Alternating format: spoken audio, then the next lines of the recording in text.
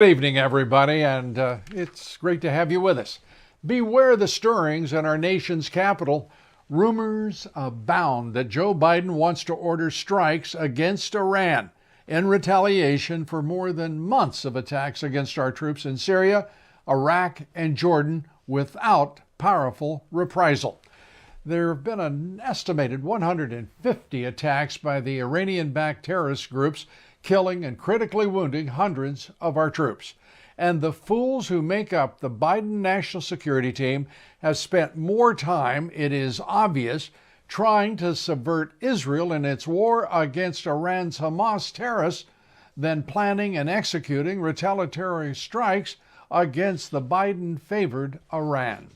To be clear, whoever is responsible for directing this cognitively impaired and compromised puppet president and handing down his Marxist destructive policies and decisions should now make certain and guarantee the American public that Joe Biden will not be allowed to put even a single American service member in harm's way. No more American boots on the ground. No more prolonged campaigns, for that matter, no short ones either. Only direct action against Iran, since they are the responsible nation, and against Iran's bases, their missiles, aircraft, drones, ships, and any nuclear facilities. Swift, sudden shock and awe that will devastate those Iranian targets. With our missiles, our rockets, our standoff weaponry, we are the superpower, and the National Security Team better remember that. It is your one and only advantage. Do not, repeat, do not risk another American life in a conflict 6,000 miles away that should be waged with our technologically superior weaponry and force, not with boots on the ground. Tonight, we have with us national security and geopolitical analyst Gordon Chang. Also with us, former U.S. Navy SEAL, one of the best social critics in the country, Rob O'Neill, who is the host of the Operator podcast, on what Biden's Secretary of State Tony Blinken calls the most dangerous period since 1973. Joining us tonight, Congressman Andy Biggs on the Biden-manufactured crisis at our southern border that is now controlled, yes, we say it out loud, right here on Lou Dobbs Tonight, that's controlled by the Mexican drug cartels, and anyone who says otherwise is lying through their teeth. And the impeachment of Alejandro Mayorkas, who has refused to defend the border before Biden turned it over, of course, to the Mexican drug cartels.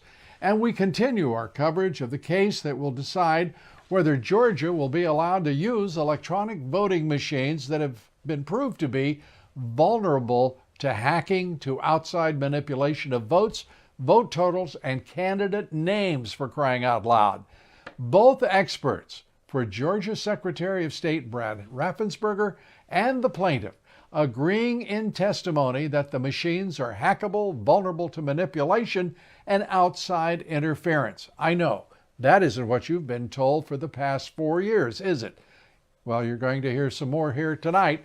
Reporter Amber Connor covering the trial from Atlanta, Georgia, with the latest on the case the corrupt corporate national media refuses to cover for you, because it proves their more than 3 years of narrative, we'll call it, on electronic voting is nothing more than false and election corruption denial by the Marxist Dems and, oh yes, the corporate media.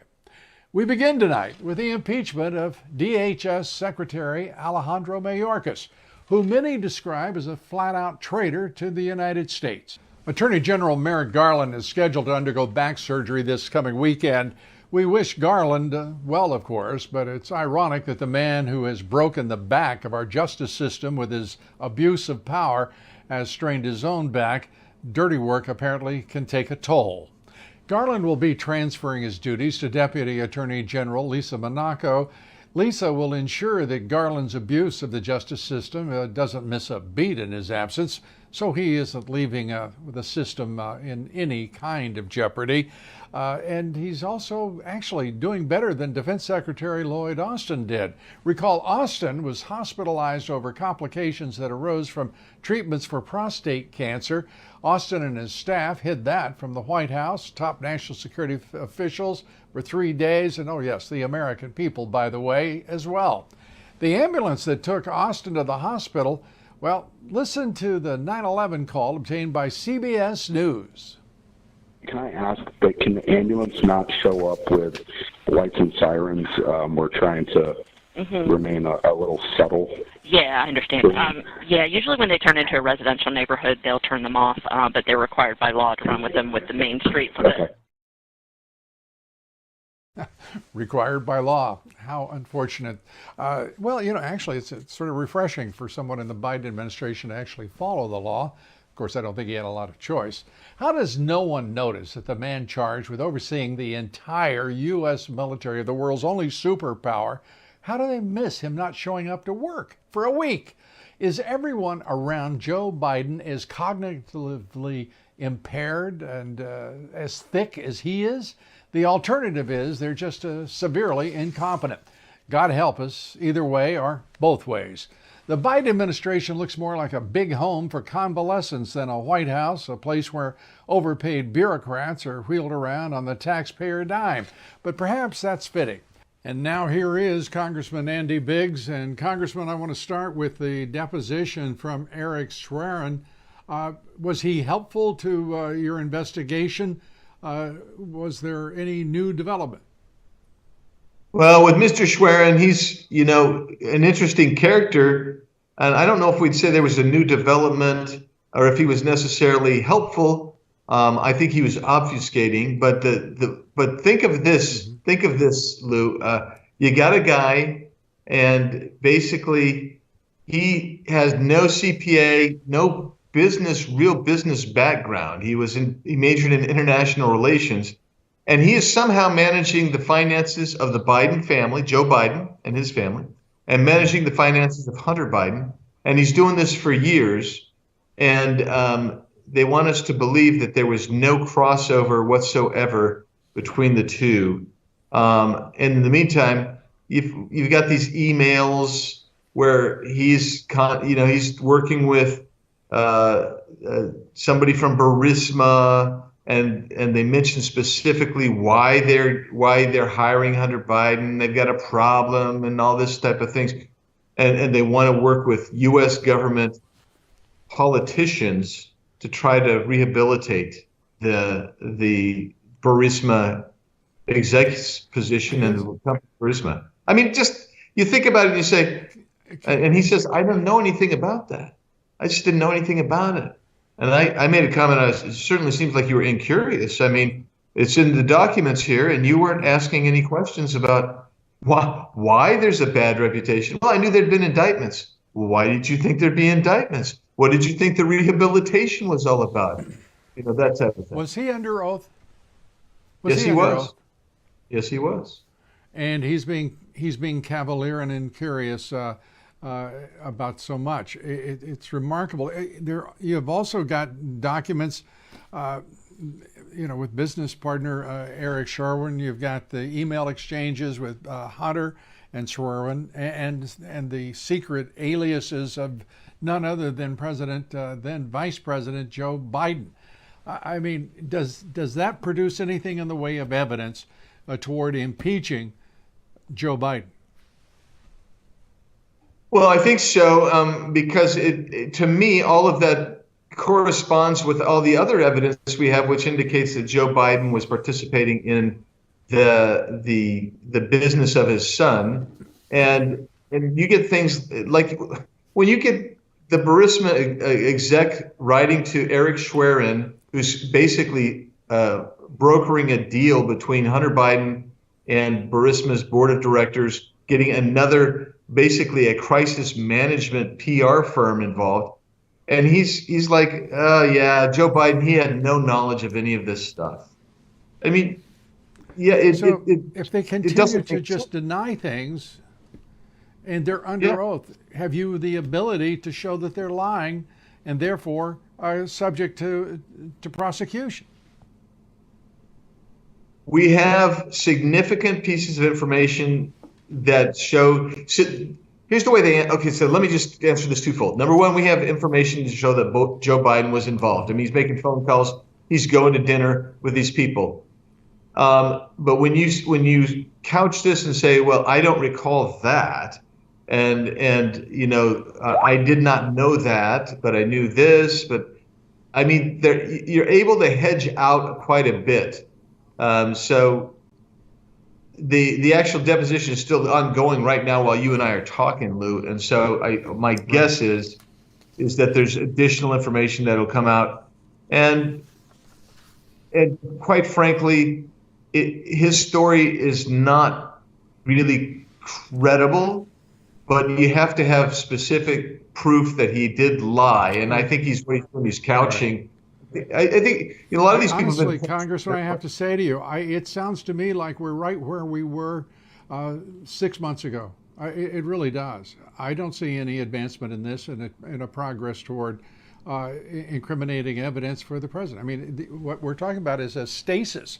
It's as if everything is frozen right there in time, waiting for either contradiction, invalidation of these statements by people that I think everyone would assume common sense tells you that they're lying through their teeth and trying to protect someone. But that's insufficient. I'd like to turn, if I may, to the border right now and the impeachment of Alejandro Mayorkas. Where do we stand in that progress? And I mean, here's a man who has refused to defend the U.S. border. Here's a man who we know has lied to the United States Congress, the United States Senate, and to everyone in this country about the control of the border. The border is under the control of the Mexican drug cartels. Is he going to be impeached, and if so, when? I will tell you exactly as you and I are speaking. They're monitoring. I've been monitoring the hearing. They're going to vote to impeach him today, probably out of Homeland Security. Then it's got to go to the floor. Question is, do we have the votes? And I simply don't know, Lou. I simply don't know. Yeah. You know, you and I've talked about that conference of yours, and I know that we share a common, I'll call it concern. It is if Alejandro Mayorkas cannot be impeached for what he has done, then everyone who votes against impeachment, as far as I'm concerned, is a damn fool or a traitor or both. I mean, it's just outrageous what we're watching out of the United States Congress right now. Thank God for your leadership and for your duty to the country. We appreciate it as always. Congressman Andy Biggs, thank you. Coming up next tonight, China is becoming increasingly more influential, powerful in the Middle East as Biden continues to project weakness in the region, in fact, the entire world. He's weak everywhere. So how far will Beijing go to protect Iran? Gordon Chang joins us on that issue and many more threats to this constitutional republic. Stay with us. Hello, I'm Mike Lindell, and I'm here to tell you about my new product from MyPillow, towels that actually work. Watch this absorbency test. Here's another towel that we randomly went out and bought. Here's one of my towels with the nice design. I don't know if you can see this, but you could line a swimming pool with this.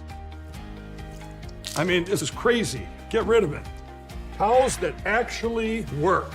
What a concept. I'm interrupting this commercial to let you know you can get our 6-piece My Towels, regular $69.98, now only $29.98. Or you can save 25% on our brand new kitchen towels, made with the same technology as our famous My Towels. Also, we have bath sheets, bath towels, washcloths, hand towels, and so much more.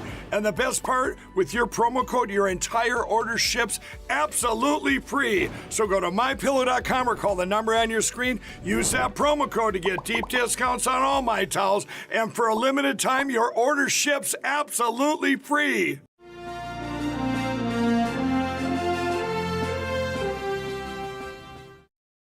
Welcome back. The Biden administration held major talks, that's what they call them, major talks with Chinese Communist Party officials in Beijing over the weekend, talking about fentanyl. They're over there begging the Chinese not to ship fentanyl to Mexico to ship to the United States and kill hundreds of thousands of Americans. Biden's national security advisor, Jake Sullivan, who has amazingly still has a job, announced President Biden will have a call with President Xi Jinping in a few months. The call will follow a meeting the two had in November. Now, this is already exciting, isn't it? And CNN is reporting today that at that meeting, Biden raised that one in November, raised the issue of election interference. Xi, whose word means absolutely nothing, just like Biden's, promised Biden his government wouldn't interfere, not a bit. The White House then told reporters that Jake Sullivan, quote, raised the importance of Beijing using its substantial leverage with Iran to call for an end to Iran's attacks in the Middle East. So there you have it. This weak-kneed, compromised, cognitively impaired president is begging China to ask Iran not to create any more problems. Can you imagine this? Any greater display of just outright weakness? Beijing is, quote, raising this with the Iranians, a successful diplomatic initiative. Well, we're expected to believe Beijing will rein in the Iranians, just like we're supposed to believe Joe Biden isn't a cardboard cutout, mentally and physically unfit for the job he holds, also corrupt, impaired, and compromised. It doesn't take a foreign policy expert to see that the flailing, weak Joe Biden is in no position to make demands of anyone, let alone the Chinese Communist Party.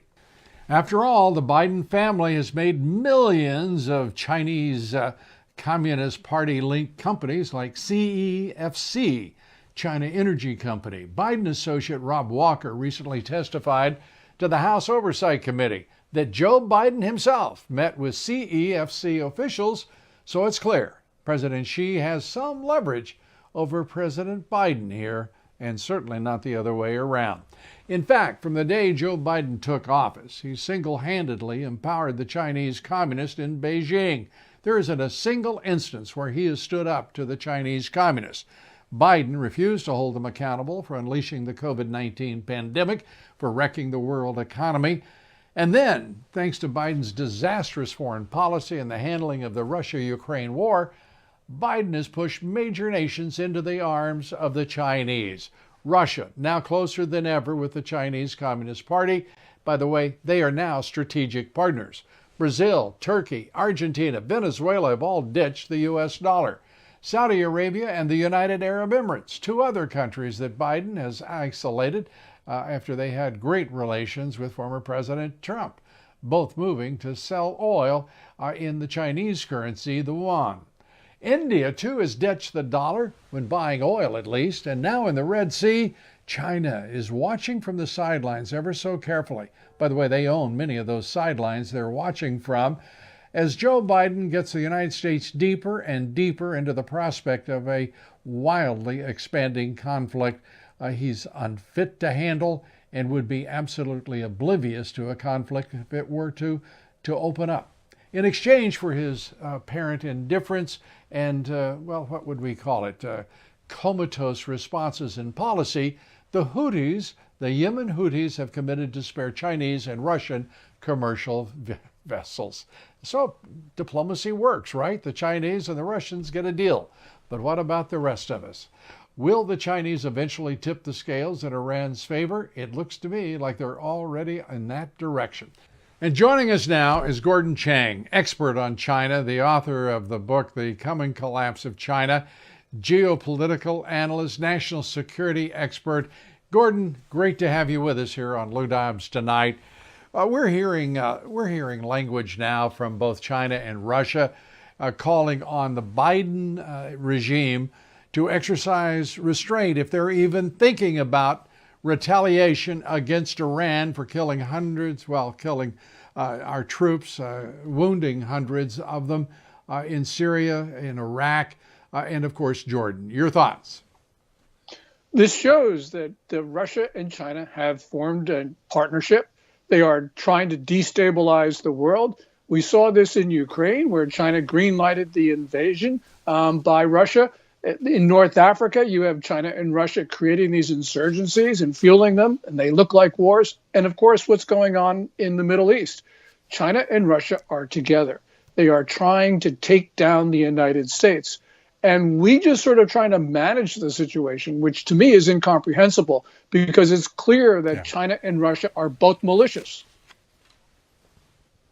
Malicious and carrying out a design on this world. They mean to dominate, and principally that means that China would be the dominant player, as Russia would be the succeeding junior partner.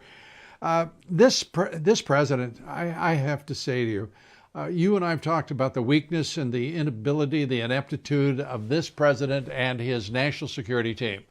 We are actually witnessing this administration send top officials to Beijing begging China not to send fentanyl into Mexico for the drug cartels to distribute across America. We couldn't have figured out a weaker proposition in any way than that, could we? Yeah, this is hideous, sending our officials to China. Look, we know that the Communist Party is behind the fentanyl gangs. These gangs, these producers are large, they're well organized, they're international in scope. They couldn't operate in China's near total surveillance state without the knowledge and the approval of the Communist Party. But we really don't have to speculate, Lou, because we know that Chinese diplomats cover for the fentanyl producers. They produce, their profits are laundered through the Chinese state banking system. Every container that leaves China is inspected by officials, and TikTok promotes drug use in the United States. You know, one of the most degrading performances I've seen from an American official occurred on November 16th of last year, when John Kirby, the NSC spokesperson, said that Xi Jinping told President Biden that Xi did not want to see one more American die of fentanyl. Well, Kirby should know that Xi Jinping wants to see every American die. And for John Kirby to try to propagate that Communist Party talking point to the United States just was one of the worst things I've ever seen. Yeah. Let me be clear. Kirby is a disgrace, both to his previous service in the Navy. He's a disgrace to the American people. He stands at that podium and lies through his teeth without any shame, without regard to any principle. It's embarrassing to watch the ignorance of this public relations team that the administration has put forward. Look, I acknowledge it's a tough job. You're representing a man who's impaired cognitively, who is corrupt and compromised, and who is lying every day. There's no way to get beyond that. But you know what you signed up for, and it's pure ignorance and a disservice to the nation. This entire administration is rancid with political corruption and just outright sheer ignorance as they push the Marxist dim agenda. I want to turn to what you said about China and fentanyl. Any president of the United States who does not say to Xi Jinping, to Beijing, to the Communist Party, one more shipment of fentanyl into Mexico, any of it gets into the United States, and there will be reprisals that will knock you back decades. We're done. We shouldn't have, but we put up with the Wuhan virus, which was a weapon of mass destruction intended for us and the world. It's no accident that it happened in 2020. It is no accident that we are watching this happen now. We lost 58,000 of our veterans, of our men in uniform in the Vietnam War. We're losing twice that every year to fentanyl. And you're watching an administration that is afraid to take on the drug cartels, afraid to take on the government of Mexico. I have to tell you, these people are crooked. This is corruption right down the line. Don't you believe?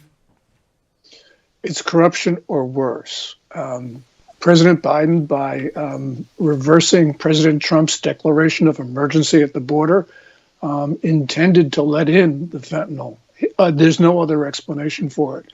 Biden's policies are empowering the cartels, making them stronger. The cartels are now operating on American soil. We know how to stop this. President Trump stopped it. So, yeah, it's corruption or it's worse.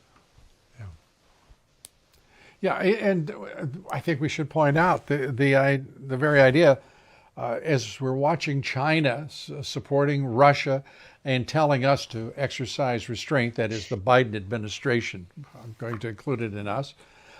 We're watching now Ukraine and Zelensky are cozying up to Xi Jinping and China. This is really remarkable. What this administration has done. And the national media is supporting him. The Democrat Party, that is the Marxist Dems now, because they're run by the Marxists. This president is driven, managed by Marxists across the board. I mean, it's ridiculous to think that President Trump has to put up with what is it? The prospect of 700 years in prison for all that he didn't do, while we're watching a president as the most corrupt, inept, and disgusting person to ever inhabit the White House. Your thoughts? Yeah, what we're seeing in the Middle East is a direct result of Biden policies. There's a catastrophic withdrawal from Afghanistan in August 2021 that led directly to Vladimir Putin believing that he could invade Ukraine. Remember, Biden said, well, maybe a minor incursion would be okay. And then you have all the rest of it. This is just, this is a failure of the international system, it's a failure of the world, and it's a prelude to probably World War III. Yeah, it's also, and I think we have to keep this in mind. I think you're exactly right, of course, Gordon, but I also think it is, without question, this country, precisely as President Trump said, is in immense decline. And this administration has to be, every person in it has to be rooted out of the bureaucracy of every department. This White House, the National Security Team, the State Department, Justice, go through it. These are politically corrupt Marxists that are trying to destroy this country.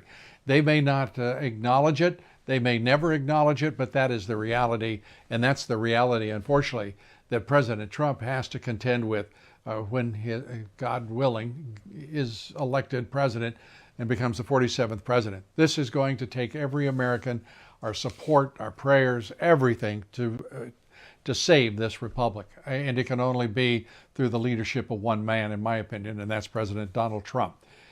Gordon Chang, as always, thanks for being with us. I wish that there were better news to share with this audience. There isn't. That's straightforwardly it. And we are proud of being able to bring you the voice of Gordon Chang, who is a principled and wise student of national security and geopolitics. And fortunately, he's on our side here on Lou Dobbs Tonight. We thank you, Gordon. Appreciate it. Gordon Chang. And now, Rob O'Neill. He's the host of the Operator podcast, which you can get anywhere on podcast platforms. He's also with us for a reaction to looks like a call for war from some of the oldest people in the U.S. Senate, from the military-industrial complex, but there's no surprise in that. But Biden looks ready to do something serious, so we thought we better check in with Rob O'Neill. Rob, thanks for being with us here on the Lou Dobbs Tonight show. Let me ask you straight up. Thank you, and likewise. Let me ask you straight up. Do you hear those drums as loudly as I do, those war drums? Yeah, the drums are beating loudly. The problem is it's the same people that make the same mistakes in everything we do. It ends up we're going to go somewhere quickly. We have a plan in mind, then we're going to stick around for 20 years and try to build schools for people who don't want them. They're not good at thinking outside the box. I think that I disagree with right now. The administration is saying, well, we're biding our time to get an appropriate response, when I think it should be an inappropriate response. We should hit the ant with a hammer. And I don't mean putting Marines on the ground in Iran. I don't think we need that many. We already have forces over there. Obviously, we don't need to do that again. But we could send about 20 of our invisible planes over there, hit them where it hurts, knock out their ports, knock out their oil facilities, maybe even hit them inside, and then leave with a stern no. And they're gonna rant and rave like they always do and say, we're gonna do this and we're gonna do that, like they did when we killed Qasem Soleimani. And then President Trump said, no, you're not. And they didn't, because we had a leader and we had deterrence. Right. And don't you think it's interesting? Under Trump, the United States forces droned terrorists. Under Biden, the terrorists drone our troops. That's quite a difference in administrations, isn't it? Well, it's a huge change, too. And it was almost like after we lost 3 of our soldiers, and then I think we had 40 wounded, it's like they waited a few days to make up an excuse. They finally said, oh, you know what? We thought that was our drone. That's the most JV thing I've ever heard. It's almost like, okay, so you're just incompetent. That's it. Okay. It makes it look like we don't know what we're doing when we do know what we're doing. The problem is they had to come up with an excuse, just like they do whenever, oh, we thought that was a van full of terrorists, not a wedding party, but you're never going to find out. And they're so used to owning the media and feeding the American public with BS. They're just going to continue to do it. It's interesting, too, because there's a metaphor right off the bat with the leader of the Department of Defense, the ostensible leader, the civilian, Lloyd Austin, who took, as we were told by the people who feed us all of that BS you were talking about, he was taking elective surgery. He decided that if he had cancer of the prostate, that perhaps he should be operated on, making it volitional.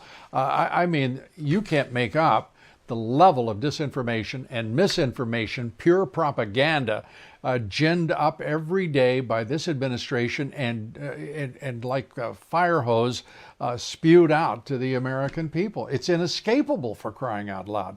Let me ask you this. At the top of the show, I called for no boots on the ground, not one pair of boots on the ground, and to get all of our troops out of that region, period.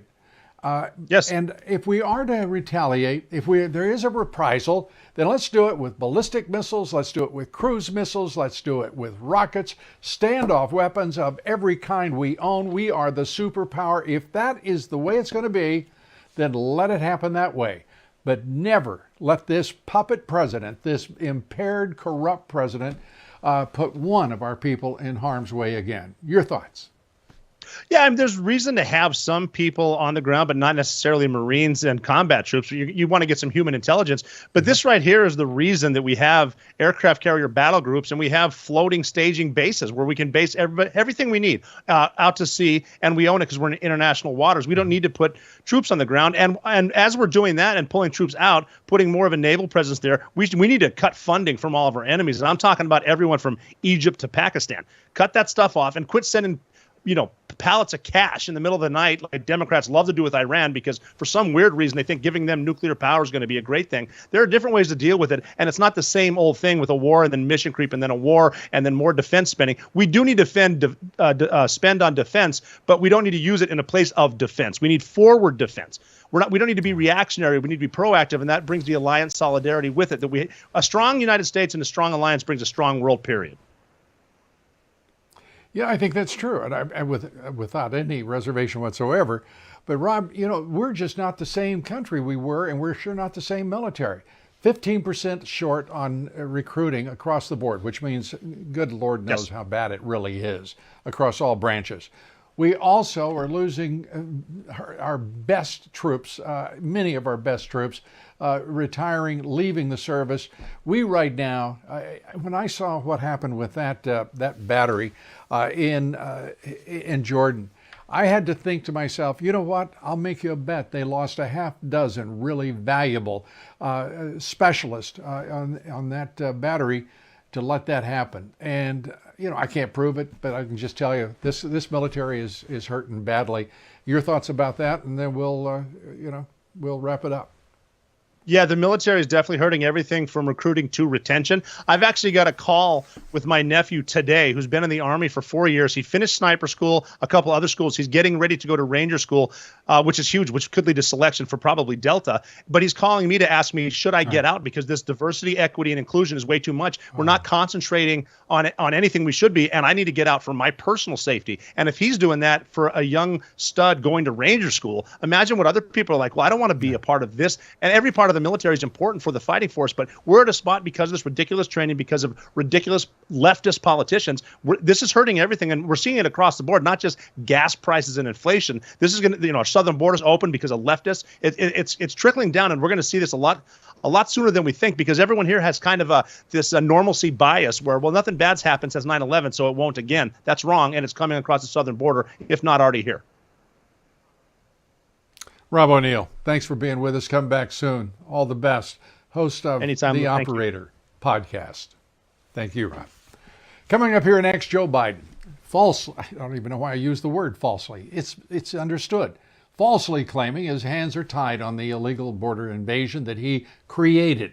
He didn't help create it. He created it, and he's sustaining it. And now he wants you to believe that he can't shut that border down unless everybody gives poor Joe Biden, the puppet president, impaired, compromised, and corrupt, just exactly what he wants. And you know what? There's some fools on Capitol Hill that just might do it. Please join us each and every day, that's right, 7 days a week, for my podcast, The Great America Show, available at LouDobbs.com, Apple Podcasts, iHeart, Spotify, wherever you get your podcasts. We'll be right there waiting for you.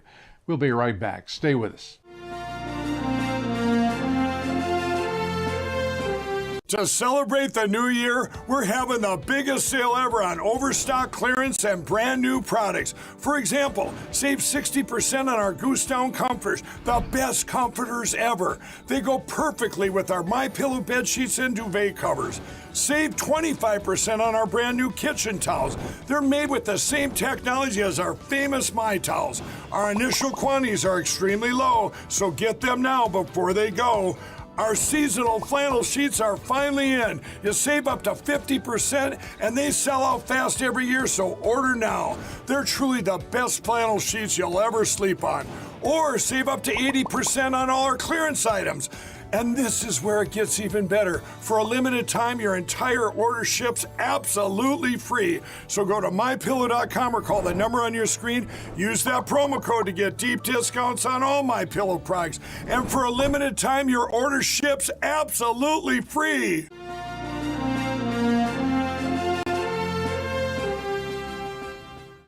Welcome back. Most Americans know there's a crisis at the southern border that is lock, stock, and barrel owned by the Mexican drug cartels. Well, what most of them don't know, though, is that we are subsidizing that crisis. Your tax dollars are helping to keep this invasion of millions of illegal immigrants, well, to keep it moving. It's right there in the fine print of the United Nations 2024 update to the, quote, Regional Refugee and Migrant Response Plan. That clever document shows the United Nations and its partners plan to distribute $372 million in aid to America-bound immigrants in 2024. 624,000 immigrants, to be precise, according to the UN document. To be more precise, illegal immigrants. Those happy campers will receive the money through prepaid debit cards, bank transfers, cash and envelopes. I personally would go for the cash and envelopes. That sounds like a nifty cash transaction, doesn't it? So we are literally paying for the pleasure of having millions of illegal immigrants invited into our country, breaking our laws and using up all of our social services, welfare, public education, you name it. And the United States is the largest donor to the United Nations. Funny how that always seems to be the case with those global organizations. Your government gave more than $12 billion of your dollars to the United Nations. That was just under a fifth of the whole budget of the UN. Here are the fruits of that act of forced charity, an invasion that even FBI Director Christopher Wray characterizes as a national security threat. Listen to what he had to say during a congressional hearing, his response to being asked about the millions and millions, 10 to 12 million of those illegal immigrants just since Joe Biden since he took over the White House. Can the FBI guarantee the American people that known or suspected terrorists, including any from Hamas or other terror groups, are not amongst those gotaways? Well, certainly the group of people that you're talking about are a source of great concern for us. That's why we're aggressively using all 56 of our joint terrorism task forces. And but there's really no way for you to guarantee that Hamas isn't in those. Well, again, as you say, there's the unknown unknown and the known unknown. Right. But what I can tell you is that our 56 joint terrorism task forces are working their tails off to make sure that they suss out and identify potential terrorist suspects, whether they're on the watch list or not. How it is that those congressmen and senators, when Ray is testifying, as they listen to him BS and lie through his teeth in some instances, what keeps them from just going over the top of that desk and trying to just wring his neck? I mean, figuratively, of course. I mean, he's outrageous. Well, joining us now, Todd Bensman. He's a man who reads the fine print and UN reports. He's a senior national security fellow at the Center for Immigration Studies, author of the Overrun, How Joe Biden Unleashed the Greatest Border Crisis in U.S. History. We recommend it to you highly. Todd joins us now. Some of us ever expected the possibility, at least, of an impeachment of the Secretary of the Department of Homeland Security. Also, a Congress that seems to be taking seriously the crisis on the border, but still a president who's playing games. Your thoughts about the situation in the cesspool of our nation's capital? Well, for one thing, I have to admit I'm probably a little disappointed that the impeachment hearings didn't go farther, longer, and use the power of subpoena to bring officials on to the dais to answer hard questions about why they did this.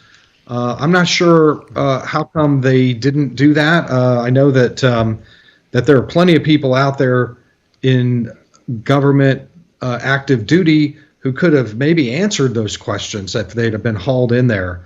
But I mean, to me, I could answer those questions, Ben. I have to say to you, we know the answers. We don't need an investigation. Neither do those congressmen sitting on those committees who say they want to have impeachment.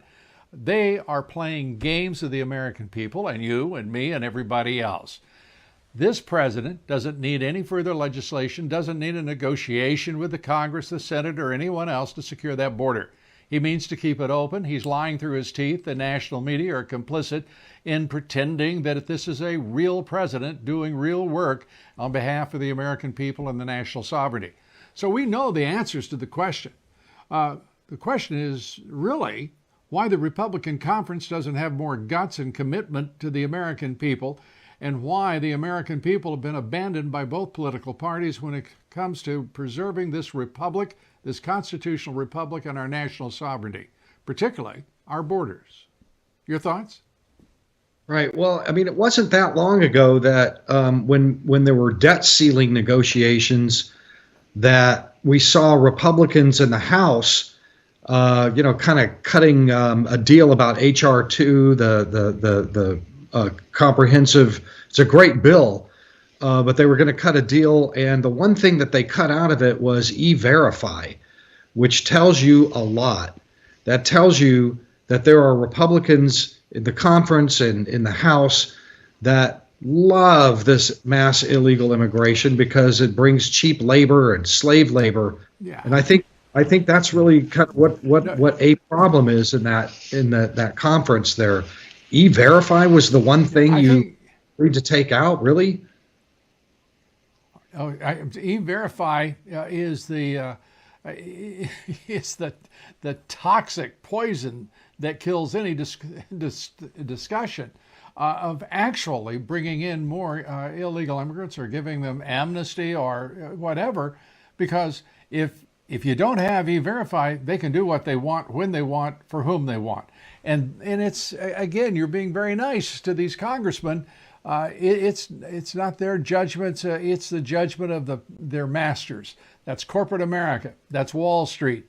And let's be very clear, it's the Marxist Dems on the left who are determining all of this. There isn't enough intestinal fortitude on the right in that Congress to basically get somebody's nose blown. I mean, it's ridiculous. This is a weak, tepid, effete group of people we've assembled and call it the 118th Congress, led by Mike Johnson. He's a fighter for that border because he and 60 congressmen went down there and discovered there was a border and a small problem. I mean, you can't make this stuff up, can you? Right. Well, I was watching the Senate negotiations too very closely, and I heard you, with your prior guest talking a little bit about that too. But you're absolutely right in that the administration has the authority, and actually not the authority, the duty to shut that border down right now, not after 5,000 a day come through and 5,001 comes through, but the negotiation should have been there'll be no funding whatsoever until you do that first. That has to, and the president has the obligation and certainly the bandwidth to be able to turn back 100% of everybody, men, women, children, unaccompanied minors, to Mexico. Anytime he wants, they do not have to allow asylum claims.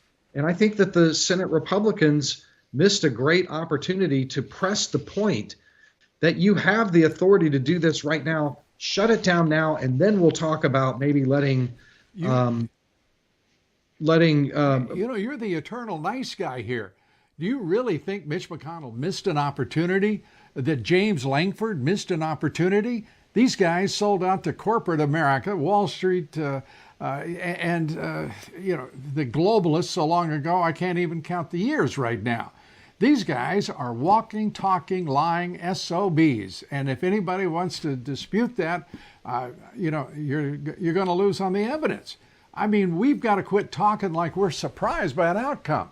This outcome is predestined by the corporate masters, the oligarchs, and the leaders of Wall Street, big tech, and big business globalists.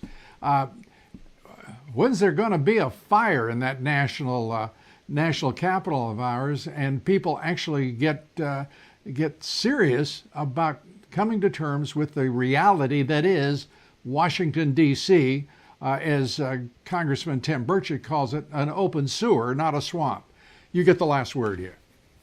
Yeah, I don't know. All I can say, though, for sure, is that all they have to do is put a wind up in the sail, the Republicans, because the country hates this. The polls are showing, they're consistently showing. I know the polls are not always so accurate, but they're over time a consistency that the American public.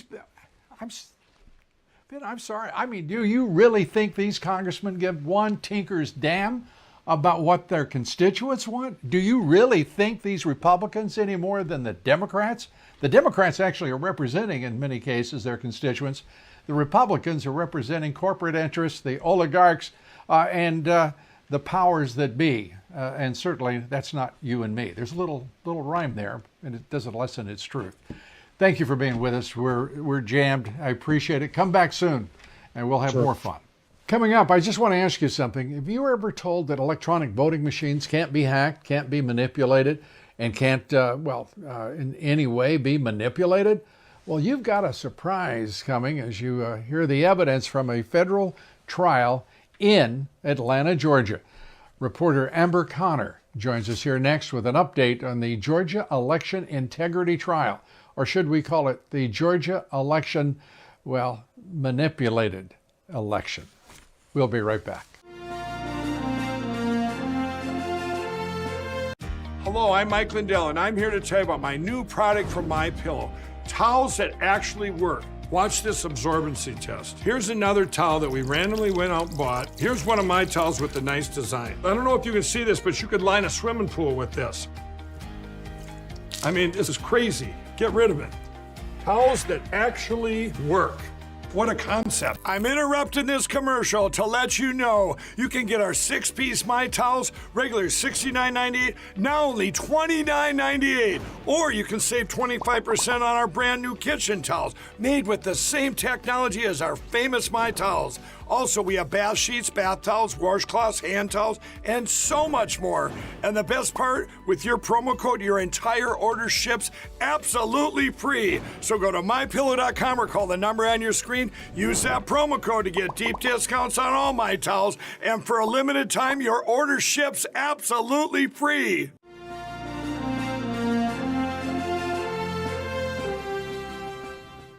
It wasn't so long ago that Democrats expressed concern about vulnerabilities in electronic voting machines. Well, actually, they've been talking about it for about two decades. Serious vulnerabilities that could alter the outcome of the democratic process. And let's revisit Democratic Congressman Ted Lieu's thoughts from 2016.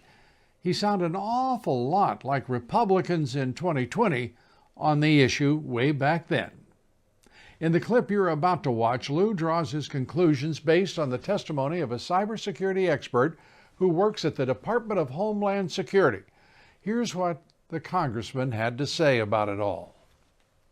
My understanding from the main thrust of your testimony is that because we've got 50 states, thousands of different jurisdictions, the American election system is complex, diverse, and robust because it's really hard to hack all of that.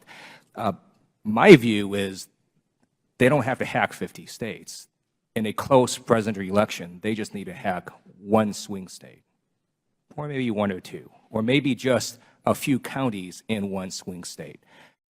It's hard to imagine Congressman Ted Lieu uttering anything like that today. Even if he wanted to, it's doubtful that he could. The Democratic Party would certainly turn on him, muzzle him as quickly as they could, censure him. It's sad. We all have a common interest in ensuring our votes matter. That shouldn't be a partisan issue, but it sure is.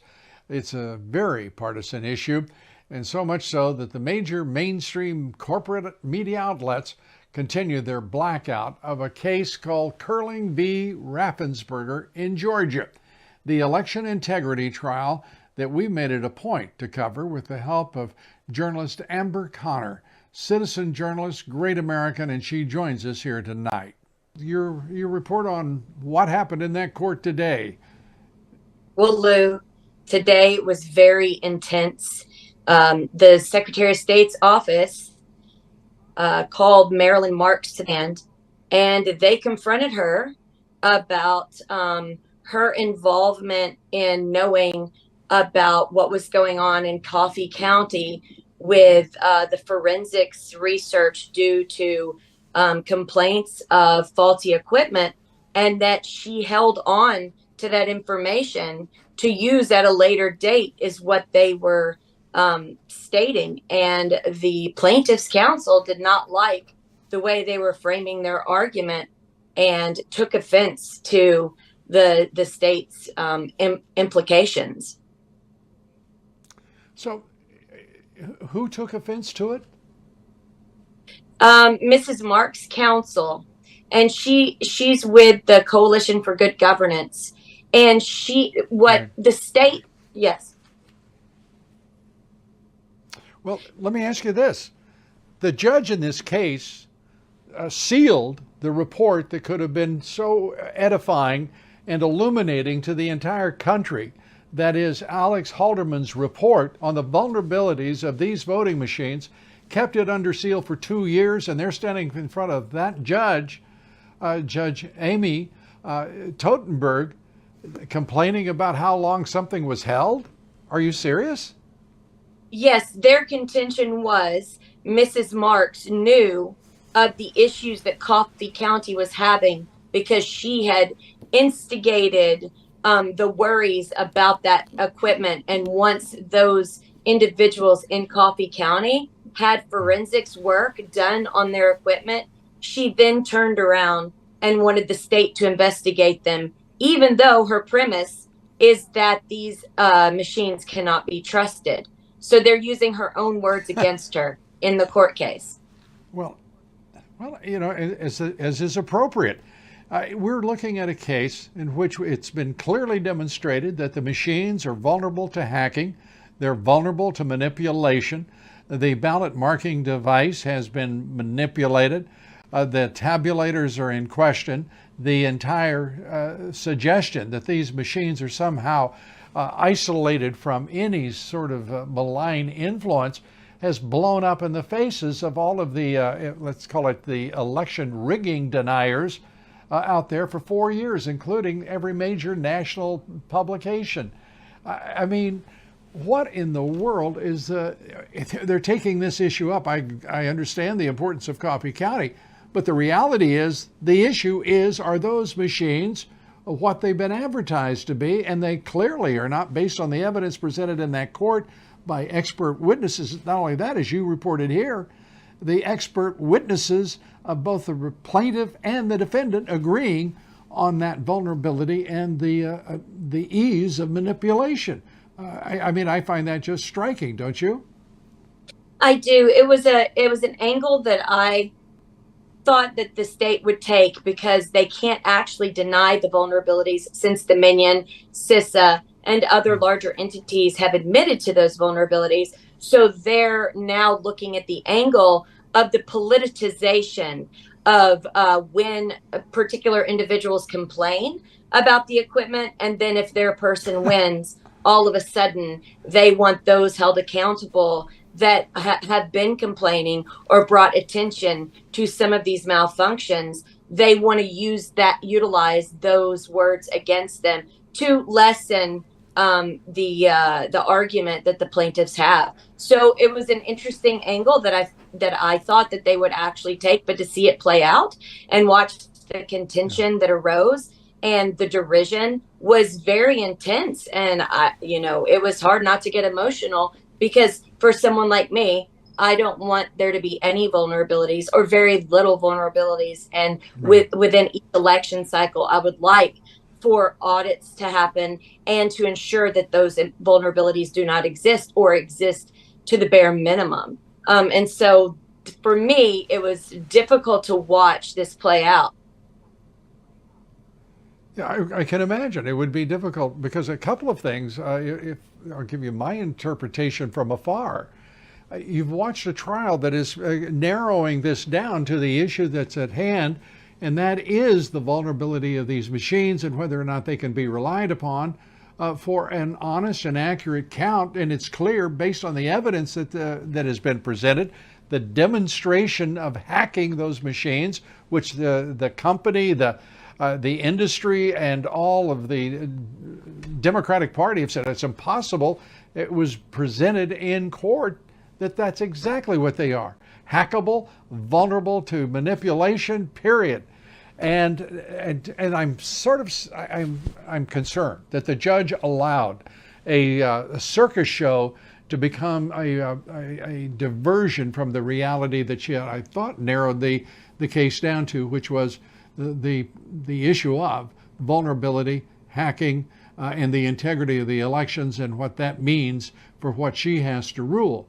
I mean, the election in Georgia, to go forward with these machines after what has been demonstrated in court, do you think that's possible? Well, I would say that the judge lectured both parties and seemed very disappointed and asked them not to proceed further with their line of questioning.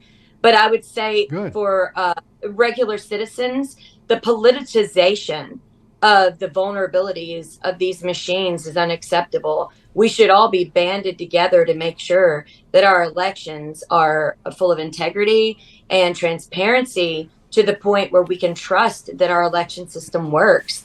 And when it's politicized, it really dumbs down what we're expecting from our Secretary of State's office and the protection of our election systems, and not allowing our data to actually travel outside our country or state, much less outside the United States, which is what we've seen in the Connick case, where we have lots of terabytes of data, election data, in Malaysia that goes back to 2007. So these things are unacceptable, and we should be joined together as citizens of the United States and not politicizing the vulnerabilities and issues that we see playing out within our election systems.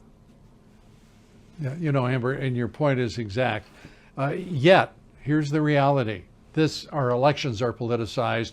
The issue of even investigating cries of fraud, interference, manipulation of the votes, rigging the elections, none of the authorities wanted to touch it because they knew the answer. And the answer is ugly. And I have to give Judge Stoltenberg, at the same time I have criticized her in some places, I have to say she first of all made sure that there was a trial on these issues, and it looks like that she is trying at least to bring this thing to a conclusion that is based on the facts and the obvious vulnerabilities of these voting machines. Amber, we appreciate all of your reporting and look forward to seeing you here tomorrow evening. Thanks so much. Amber Cowan reporting. Thanks for being with us. Please join us here tomorrow, 7 o'clock Eastern, 6 Central. The Lindell Report is next, and you don't want to miss it. Good night. God bless you.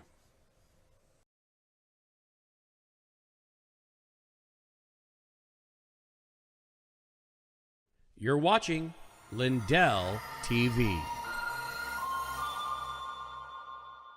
Hello, I'm Mike Lindell, and I'm here to tell you about my new product from MyPillow. Towels that actually work. Watch this absorbency test. Here's another towel that we randomly went out and bought. Here's one of my towels with the nice design. I don't know if you can see this, but you could line a swimming pool with this. I mean, this is crazy. Get rid of it. Towels that actually work. What a concept. I'm interrupting this commercial to let you know you can get our 6-piece My Towels, regular $69.98, now only $29.98.